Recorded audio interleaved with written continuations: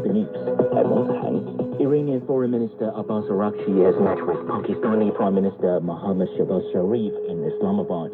Pakistani sources say there have been a series of meetings following the arrival of the Iranian delegation, focusing on proposals related to potential talks between Iran and the United States.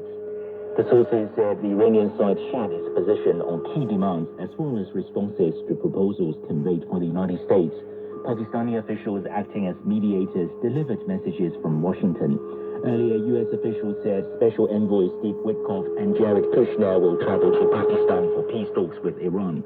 Iran has responded that it will not negotiate until the U.S. lifts its blockade in the Strait of Hormuz. Ethan Cavani has more. Iran says it has a very bitter experience because the Americans misused the negotiating table as a trap and attacked Iran twice in the middle of the talks.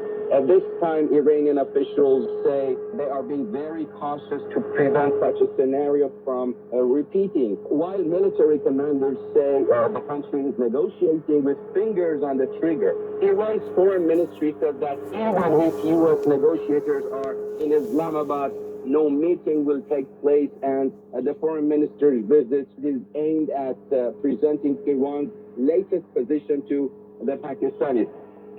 The International Maritime Organization says it is working with member states and partners on an evacuation plan for seafarers stranded in the Gulf.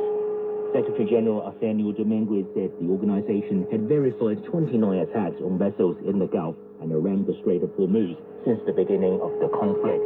He said the attacks had resulted in the deaths of at least 10 seafarers and damage to multiple ships.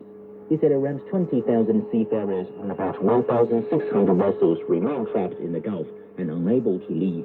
The official says that for the evacuation to proceed, all parties involved in the conflict would need to agree to refrain from attacks on maritime assets during the operation.